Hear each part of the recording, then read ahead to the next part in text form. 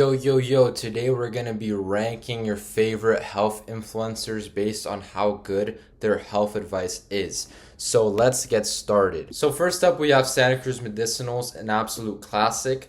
I've actually met this guy in person. He's a great dude. He gave me some of his electrolytes. So the way I'm going to rank these health influencers is I'm going to be going over their pros and their cons. Starting off with the good things about Santacruzmedicinals. Santa Cruz promotes an animal-based diet. You know, he's always eating steaks. He's also a great dude. Like, he's a great, genuine dude. It really shows in his content. And when I met him in person, he was super nice. So that's a pro as well. And he also has some great informational videos on his TikTok. Like, I saw one where he was talking about ancestral health and how our ancestors didn't die at 30. So he did a really good job going in depth on that misconception. And he has some really good videos, honestly. He also has a great lifestyle, and that's really important because lifestyle is 50% of health. You cannot be fully healthy only with diet. And Santa Cruz promotes an active lifestyle. He goes outside, he surfs, he's out in the sun. So that's honestly amazing. He also is a mass inspiration to people. Like, he got me into health. He's what started my whole health journey. So bonus points for that. And he definitely has the more reach of the youth than all of these people on the list. So he's really good in that regard. And now for the cons is that he appeals to the mainstream. This guy used to be a lot more based back in the day. Like, when I used to watch him like 2 years ago, he was really based. He was promoting raw milk, a bunch of like the stuff that Paul Saladino kind of says. But now he's kind of backtracked from that. And he promotes vegetables, which is not really good. I'm not totally against vegetables, but it's definitely not something that you should be, promoting. You should be promoting animal products and fruit. And like, he promotes leafy greens. Like, there is no reason to promote leafy greens. They're actually pretty unhealthy. So I definitely do not like that. And he also shills his supplements a lot. Like, I'm very anti-supplement for the most part. There are some uses in a few supplements. Like, magnesium is the only supplement that you should really take. He shills like a lot of his vitamin D supplements. I'm very against vitamin D supplements, because the ideal thing for vitamin D is that you get vitamin D during the summer, you stockpile that in your body, and then for the winter you'll be good. So you do not need any vitamin D supplements. And he makes a lot of videos, trying to sell his products, which I understand. So Santa Cruz, he got me into health. He's a great dude. I'll put him in the B tier. Now moving on, we have Paul Saladino. This guy is an OG. He's like Santa Cruz but better. He promotes the animal-based diet and he's super on that ancestral health. So he makes really good explanation videos. This guy really knows his stuff. Like, he's very scientific about things. He does great explanations. He started the whole anti-seed oil movement. And one thing that I really value is that he's real with his audience. Like, he used to be a carnivore guy. He built his whole brand on carnivore, and then he made the switch to animal-based, and he lost a lot of followers. So it's really good that he's actually real with his stuff. He was like, okay, I used to promote carnivore, but this diet is not working for me. He got into the reason why, he fixed it. So that's really good that now he's actually real with his viewers. And he also promotes a great lifestyle, exercise out in the sun, promotes sun exposure. This guy is really, really good. And now getting into the cons for Paul Saladino, the main critique of me is that his diet is great for him, but it's not great for most people. And the reason why his diet is great for him is because he has a lot of carbohydrates in his diet and he exercises a lot. Like, his activity level is more than most people, so that works for him. But so many carbs for most people, I really don't think that is the best option. And also, he lives in Costa Rica, a tropical environment, so he eats fruits year round, which is fine where he lives. But most people live in temperate environments where there's winters, and you can't eat that many fruit in the winter for optimal health. So I think that if he started actually getting into, seasonal eating and stuff like that, he would maybe be in the GOAT tier. But for now, since his diet is very specified to him, I'll put him in the A tier. One more thing about Paul is that he shows his protein powder. I'm not too much of a big fan of protein powder, but yeah, he definitely deserves an A tier. Okay, now we have an interesting one, Goatis. This guy is gaining a lot of popularity nowadays, talking about nature, talking about the raw animal diet. So I'll get into the pros and cons about him. The first pro is that he promotes raw meat. Raw meat is an amazing tool. It's an amazing food group. He's also very pro sun exposure. He he realizes that sun exposure is a big part of health, so he gets a lot of sun throughout the day, which is absolutely amazing. He also talks about things that not many people talk about. One thing that he talks about that not a lot of people do is that your ancestors' diet directly correlate with your development. So basically, if your ancestors were eating a good diet, you're probably going to be more developed, and if your ancestors were eating a bad diet, you're going to be less developed. That's actually something that not a lot of people talk about, but it is very true. That's why eating healthy is important, so your future lineage develops really well. And he also eats a great diet, like his full day of eating,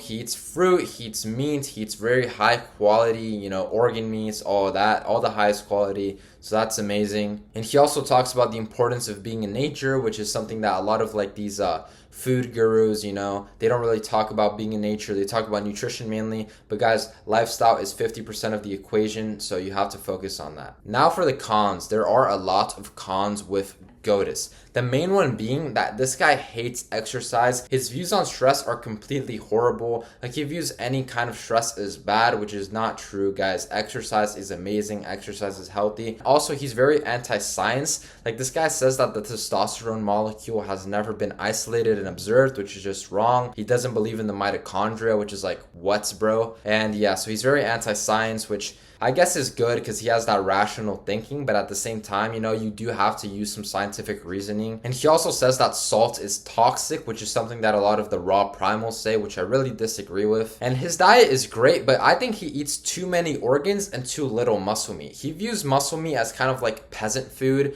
like that the loser hunters would get, and the organs are like the best food. But in my opinion, you actually have to eat more muscle meat than organs to be healthy. I'll probably make a long form video about this. I think he eats way too many organs, but then again, his diet is great, very nutrient dense diet. And he also over exaggerates like literally everything. He over exaggerates the benefit of raw meat and the downsides of vegetables. He thinks raw meat is like this holy grail food when it's really not that good compared to cooked meat. And he also views vegetables are like worse than they actually are. He says that garlic, kills your brain cells, but realistically, eating a little bit of garlic is not gonna kill any brain cells. For that reason, I will put Goatus in B tier. I think I'm gonna put him higher than Santacruz because he has, more unique ideas. In my opinion, he has a better diet. So yeah, I'm gonna put him in the B tier for Goatus. And next up, we have Jacobfoods Nutrition. This guy is an absolute science guru. He glazes seed oils. He hates on the ancestral diet. This guy is not great. One pro about him is that,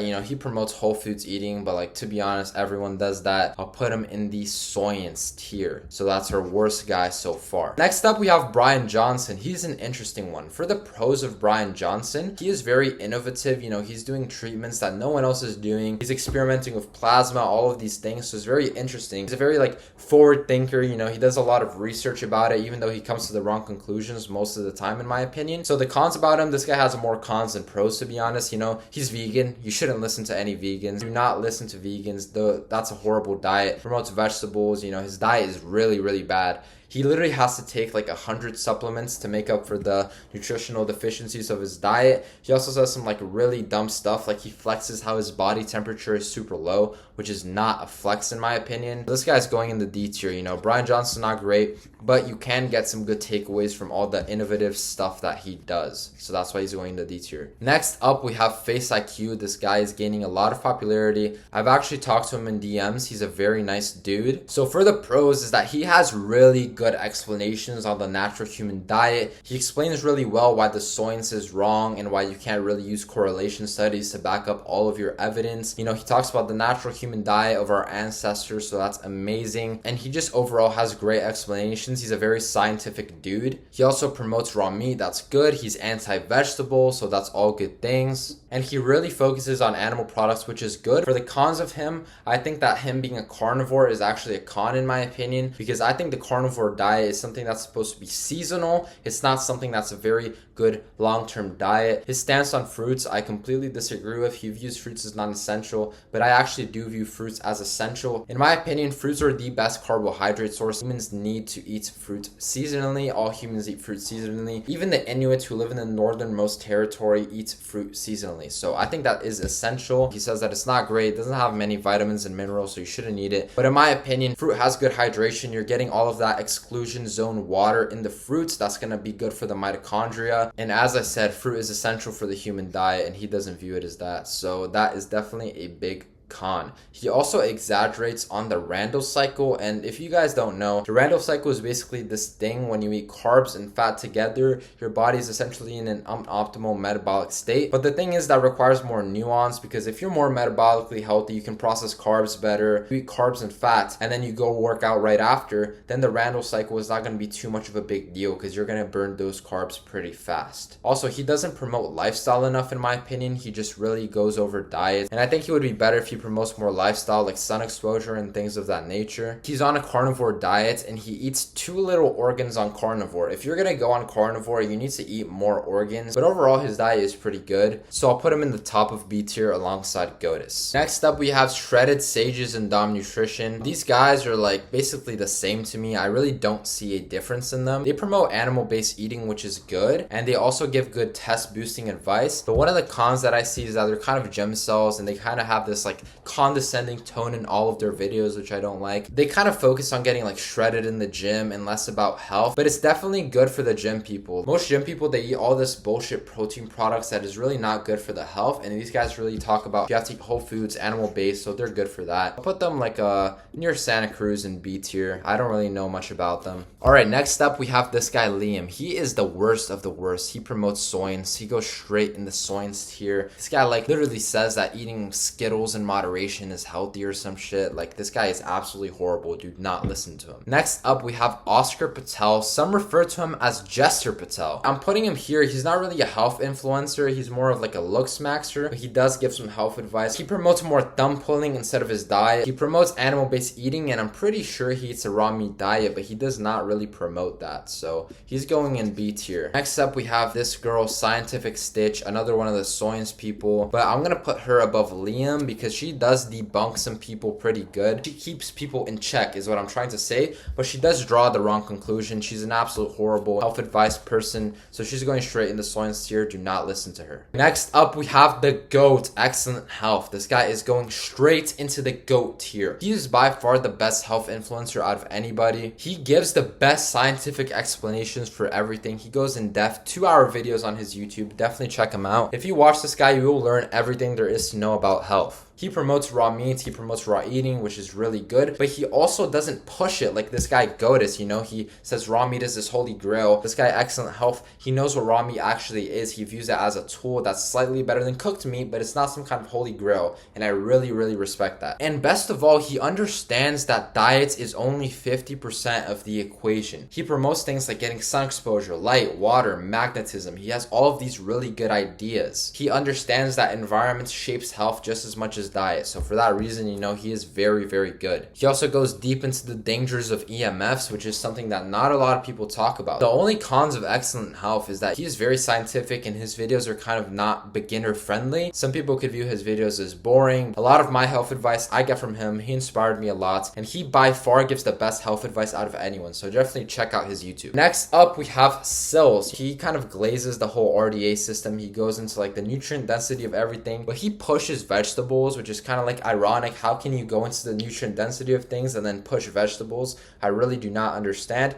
So I'm gonna put Sills in the C tier. He has pretty good advice, you know. He pushes animal based. He also glazes kiwis for some reason. Like, dude, you should glaze things like raw liver, you know, organs instead of kiwis. And he also doesn't talk about lifestyle that much from what I see, so I'll put him in the C tier. Alright, so next up we have Dr. Ids, aka Dr. Soyans. This guy is absolutely horrible. He's literally the epitome of everything wrong with the current nutritionist system. So yeah, this guy's absolutely horrible. Going in the Soyans tier. He gives pretty bad advice, so do not listen to him. Alright, lastly I have this guy Dr. Pompa. From what I've seen, he gives pretty good advice. You know, he goes in depth on some topics, but I don't really know that much about him, so I'll put him in the B tier for now. I'm pretty sure that he promotes animal based. He gets some good videos going in depth on things like, you know, bad ingredients in food. So I don't really know his diet. I think he's like one of those keto guys. I'm not too sure, but yeah, I'll put him in the B tier. Alright, I forgot to add this guy Nate Belmar, so let's talk about him. So Nate Belmar, he promotes being outside, you know, being active, all this stuff. He gets a steak well done, which, you know, why the hell would he get your steak well done? So that's kind of a throw off. He also really, you know, shits on EMFs, which is really good. In the way he does it is kind of BS, you know, like the quantum pendant and the silver lined hat. That's not going to do anything to combat the EMFs. That's just a complete bullshit scam. He also really promotes supplements, which I don't like, but he does promote animal-based eating, so I'll put him at the top top of C tier. All right, that's my list. I think it's a pretty good list. You know, my health opinions do change. If you asked me like 5 months ago who would be, you know, up on this list, I'd definitely put Goatus lower, put Santa Cruz higher and stuff like that. Let me know if I said something wrong about your favorite health influencer. Let me know if there are some people that I forgot to rate. You know, maybe I'll make an updated list in a few months. But yeah, make sure to subscribe to my YouTube. I'm going to be posting in-depth videos about the ancestral diet and everything. And if you want in-depth personalized advice, check out my one-on-one coaching in the bio. So yeah, main takeaways from this video: eat animal-based and don't listen to the soy gurus.